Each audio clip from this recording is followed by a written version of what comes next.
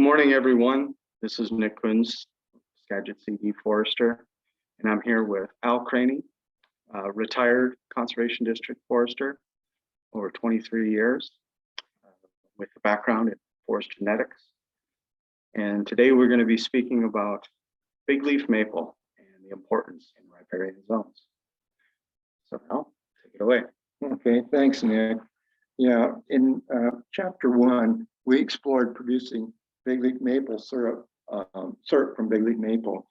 And that was a program that Kevin Zorbus, Extension Forester with WSU, and myself and some other folks worked on, small forest landowners, to help them give them some ideas on doing maple syrup on a hobby level. And since then, that research is carrying on at the University of Washington and WSU and Oregon State University in a cooperative effort to look at extending that to commercial type production. So that's kind of a whole different story, but that was what we explored in chapter 1. And that was back in 2010, 12 years ago. And as a result of that, other questions and things came up with regard to big leaf maple. And we thought we should look at the contributions of big leaf maple in the riparian zones.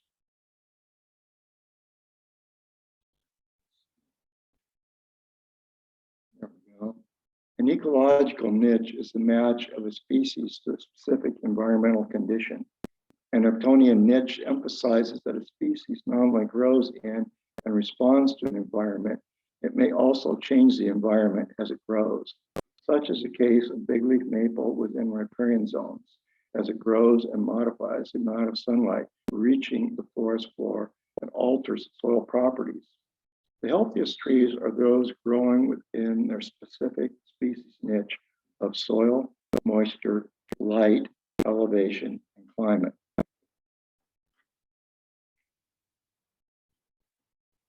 In some cases, a particular species may affect soil properties sufficiently to warrant special consideration in developing forest management strategies, as in the case of nitrogen-fixing red alder, which adds substantial quantities of nitrogen to the soil through nitrogen-fixing root nodules. And in all the slides, I've given references on the slides, and also in the notes, there's additional references. Some slides, I didn't put all the references on the slide because it made it too busy, but they are in the notes. The influence of big leaf maple in forests dominated by Douglas fir and western hemlock was studied in a paired plot design through an examination of annual contribution of big leaf maple litter fall to nutrient flux, its rate of decay, and its properties within the forest floor and mineral soil. Compared to conifer plots, big leaf maple plots had litter fall significantly higher in all elements and faster litter decomposition. Forest floor measurements revealed significantly higher pH and contents of nitrogen. Mineral soils beneath big leaf maple had a lower bulk density, higher CEC, that's cation exchange capacity, and total mineralization and available N compared to conifer plots. This suggests that big leaf maple has a potential to increase nutrient cycling and availability and plays a critical role in riparian forests.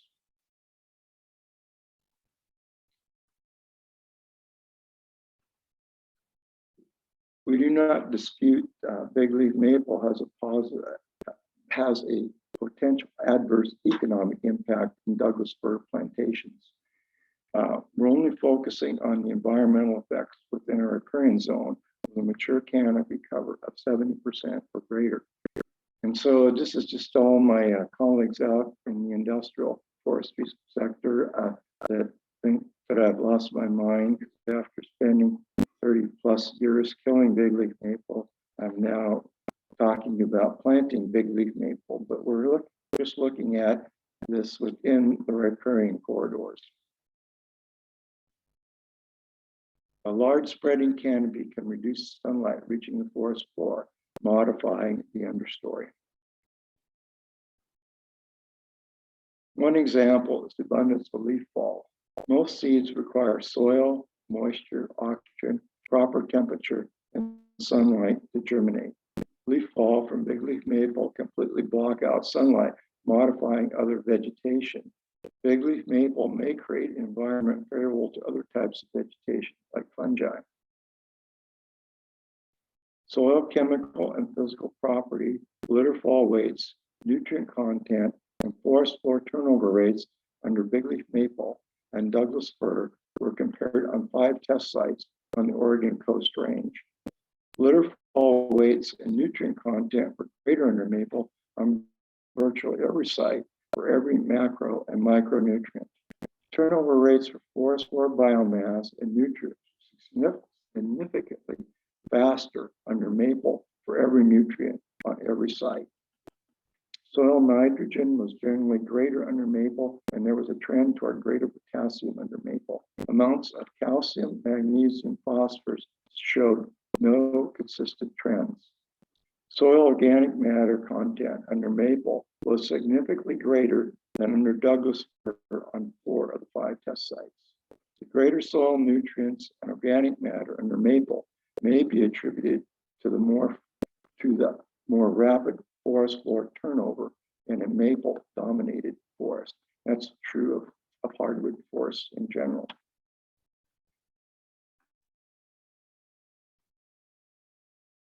Habitat modification, environmental benefits with a riparian buffer deserves additional research.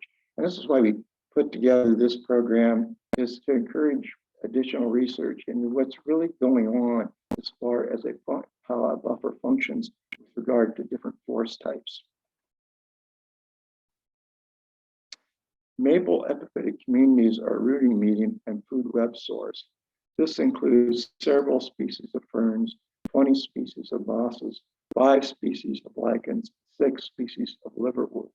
Now, this data is from Vancouver Island BC Ministry of Forestry.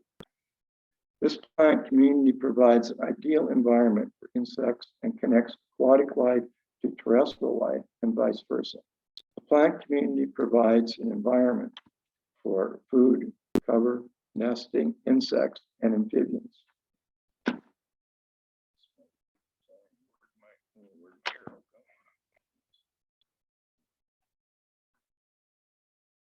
Big leaf maple has a positive effect on water quality and temperature and is an excellent shade tree. Big leaf maple is a tree that can reach 100 feet tall and 48 inches plus DPH. Maple trees can live to be 300 years old and are a component in low elevation, old growth forests. Maples provide an ideal nesting platform and a protected riparian environment. Big leaf maple is an environmental modifier, favorable to insects and other terrestrial life. Depending upon the number of trees per acre, that's reflected in the percent canopy cover, big leaf maple may have a significant influence on riparian environments along small to mid-sized streams. Big leaf maple has the greatest influence on smaller streams. Big leaf maple overhanging the stream provides inputs into the stream. The total weight of biomass, mostly litter fall, accumulated over the year is greater on sites with big leaf maple as compared to sites with no big leaf maple.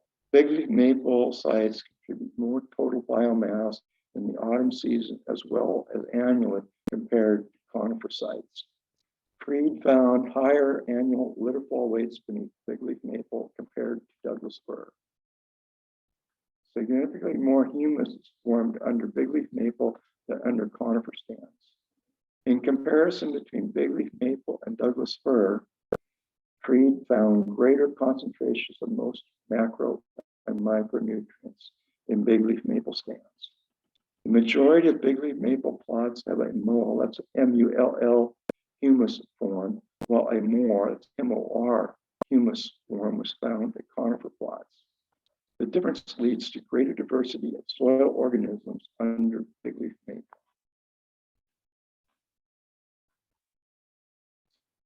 Freed concluded that big leaf maple has a dramatic effect on the dynamics of nutrient cycling by circulating more biomass with greater concentrations of some nutrients through the forest soil system. Big leaf maple has an effect on soil properties in the top 10 centimeters of the soil profile.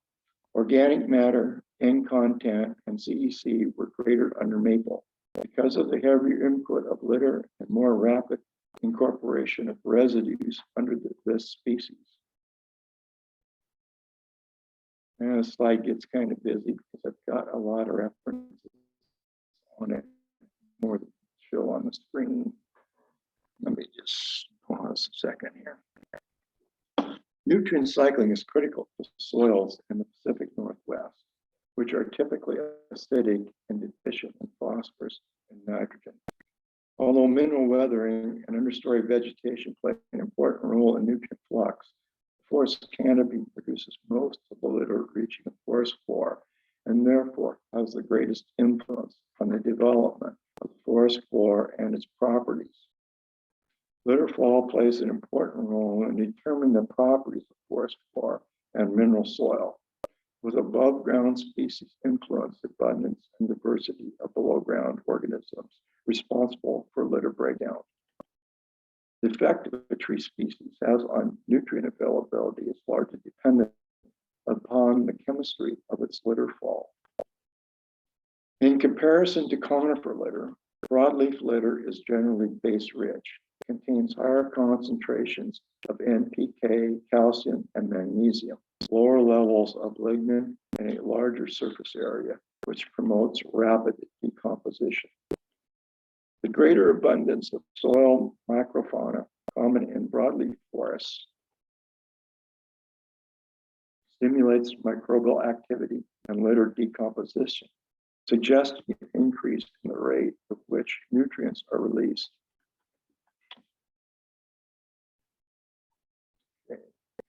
The nutrient content in the forest floor and mineral soil beneath big leaf maple is higher relative to conifer plots. The pH of big leaf maple plots is higher than conifer plots in both the forest floor and the top 10 centimeters of mineral soil. Similar to the pH of a healthy garden, not a conifer forest, which is on the acidic side. So we've kind of looked now at what's going on above ground with big leaf maple, the litter fall, how that's affecting the soil properties. So let's go just a little farther and digging a little deeper into this. And to do that, we look at the soil food web. Soil organisms include bacteria, fungi, protozoa, nematodes, anthropods, and earthworms. Forest soils contain a far greater number of these organisms than agricultural soils. In big leaf maple riparian forests, these organisms enhance decay of leaf litter fall and humus formation.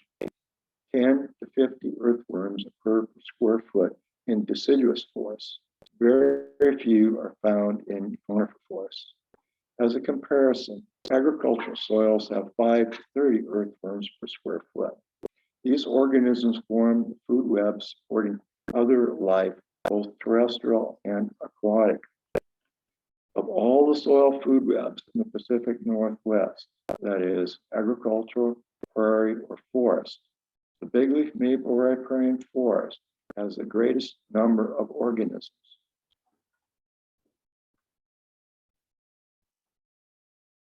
Nutrient cycling is critical to soils in the Pacific Northwest, which are typically acidic and deficient in nitrogen and phosphorus. A study comparing the soil properties beneath Douglas fir and those beneath big leaf maple found that concentrations of essential nutrients were significantly greater beneath big leaf maple than under Douglas fir at all test sites. Maple will grow on a variety of sites, but prefers moist, well-drained soils. More than any other Northwest tree species, maple is considered to be a soil building species with a greater depth of humus formation associated with higher concentrations of macro and micronutrients and increased soil pH. Study results suggest that big leaf maple can modestly improve soil fertility within coniferous forests. The forest floor is made up of 3 organic horizons. Litter, defined by L, fragmented or partially decomposed litter, F, and humidified or well decomposed organic matter, H. And in forestry, we just generally refer to the H horizon. We don't break it into these 3 sub horizons if you're referring to it in the soil survey. The humus form can be comprised of the organic horizons or both organic and mineral, which would be defined in the soil survey as AH. In addition to providing insight into the rate of decomposition and the productivity at a given site, measurements can aid in the humus form classification. The 3 orders of humus form affect the decomposition rate and subsequent biological activity. So where does that all take us? Well, if we step back and look at this riparian zone, not from a human perspective, but a fish perspective, Big Lake maple produces more food for fish than any other forest type. Function is more important to organism production than buffer size. The soil food web is the foundation for invertebrate species production, critical for fish populations and the decomposition of organic pollutant compounds. We have seen a decline in resident trout in our streams, along with salmon decline. Resident cutthroat trout are a better matrix of stream health than salmon.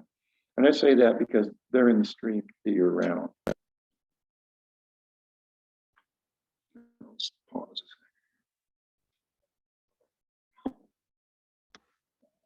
In this picture is a big leaf maple tree under stress. A 6-year study completed by researchers at the UW and DNR concluded in 2021. Researchers determined that big leaf maple decline is a recent phenomenon that is linked mostly to weather conditions.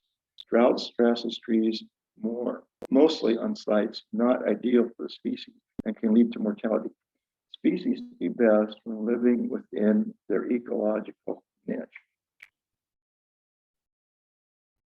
So from seed germination, mature trees, optimal tree growth and health is dependent upon soil, moisture, sunlight, competition, climate, temperature at any life stage. And this picture is of 2-month-old big leaf maple seedlings at our WACD Plant Materials Center in Bow, and certainly at the nursery in a compressed period of time, 1 or 2 years. These factors that affect seedling health show up greatly in a nursery environment. So the same seedlings now at the end of the first growing season show that optimal growth and plant health is tied to site conditions and management. Management is important to produce quality maple seedlings, and also true of mature trees.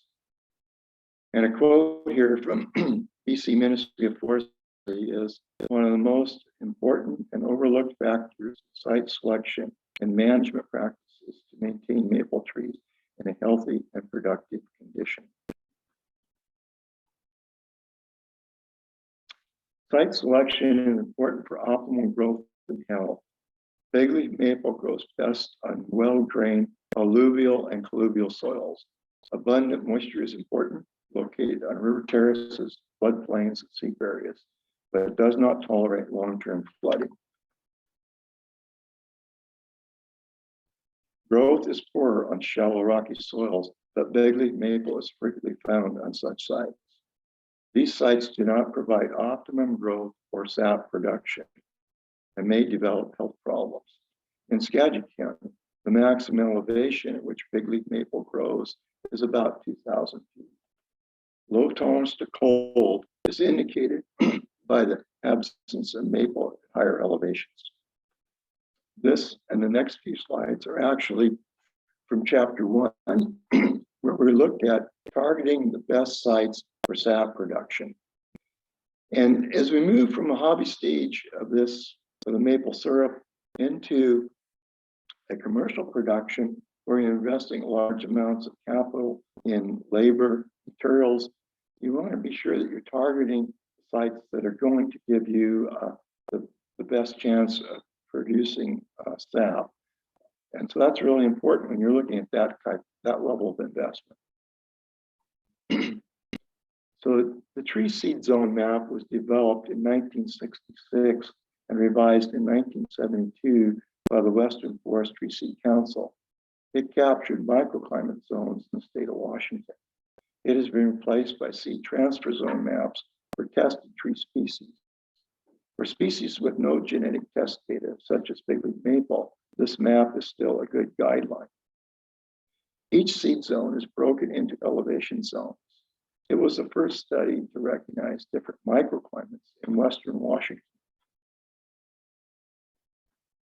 The differences among trees are determined in part by genetic differences and in part by environmental influences.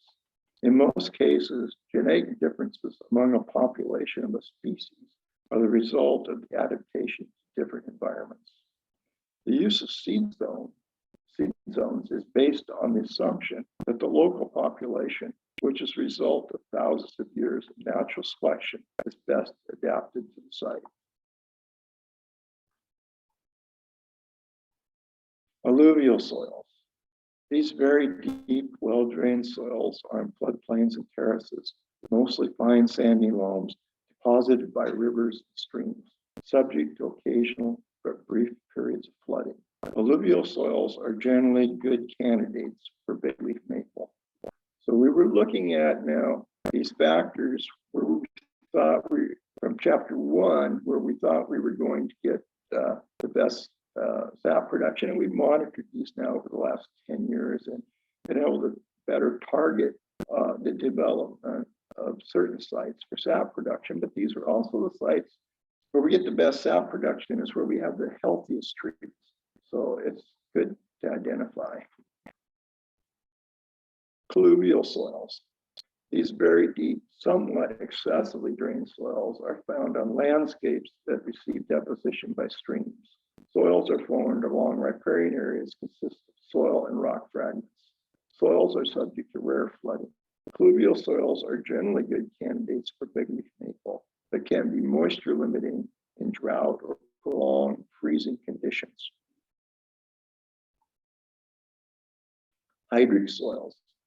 These soils are very deep, poorly drained soils on terraces underlain by old lake bed sediments. Soils are formed under conditions of saturation, flooding, or ponding that develop anaerobic conditions. Depth to the seasonal high water table is 12 inches from October to June. Poor drainage is not optimal for growth or survival of bigleaf maple. Bigleaf maple grow on some hydric sites if prolonged flooding does not occur, but will not produce optimal growth or sap production. They're tied together. Bigleaf maple is not as tolerant of flooding as other riparian species. Flooding for more than 1 month will kill maple of all ages.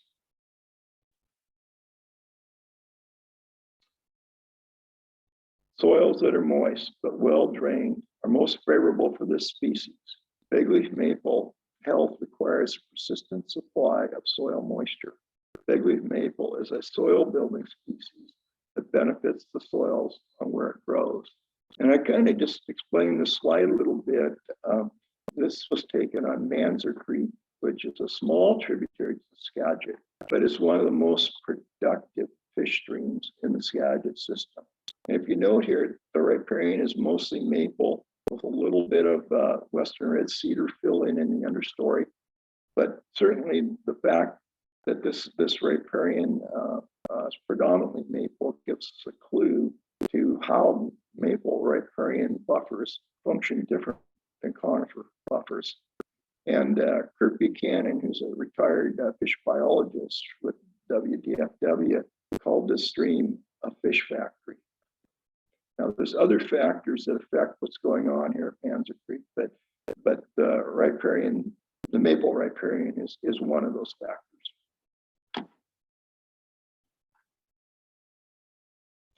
Understanding the difference between conifer management and hardwood management. The morphology of bigleaf maple is strongly affected by plant density. At lower densities, branches develop along the entire stem. At higher densities, branch development is suppressed. Moderate crowding is therefore necessary to limit branching and forking and induce self-pruning and limit the amount of compression wood. BC Ministry of Forests recommends 1,200 stems per hectare. Management greatly improves the quality of stems from sprouts. Select 3 to 5 sprouts with good form around the stump to concentrate growth. Deer and elk damage is an important factor affecting growth and form. Moderate crowding is necessary to reduce branching, forking, and induce self-pruning. Leaf fall is rich in detritus, providing a diversity of insects and other microfauna. Depending upon the size of the stump, leaving 3 to 5 sprouts on each side of the stump at age 5 to 6 when the form can be determined. Concentrate growth and improve the form of the remaining stems. Managing the number of sprouts will greatly improve bowl quality and facilitate sap production. Upland sites to consider managing bigleaf maple in addition to riparian areas would be seep areas, too wet for Douglas fir, and root rot pockets. Root diseases can spread 2 to 3 feet underground each year. To stop the spread in coniferous forests, harvest and plant disease pockets with hardwood species for a rotation. And I say that because back when I was the area forester here for Scott Paper Company on the Skagit tree farm, and that tree farm was 136,000 acres. In areas where we had root diseases, we went in and pulled the stumps and everything. We burned them and spent a lot of money. Probably did several hundred acres a year. And going back and looking at those plantations now, 40 years later, we weren't very successful, let's put it that way. And we spent a lot of money, and we've been better off economically just to grow a rotation of hardwoods than spend the type of money that we spent trying to control laminated root rot and other root diseases. Areas of extensive root disease may be candidates for hardwood management. That I say that because economically you can spend a lot of money and not have very good success. And big leaf maple is important for pollinators, and some parts are eligible. In closing, I would like to give a quote from icon scientist Jane Goodall. What a fascinating world, the plant kingdom. And when you think about it, without flora, there would be no fauna. There would be no humans. All life ultimately depends on plants. It's an amazing tapestry of life, where each little stitch is held in place by those around it. So thank you, and I hope that this presentation encourages more research into effective big leaf maple along riparian areas. Thank you, Nick.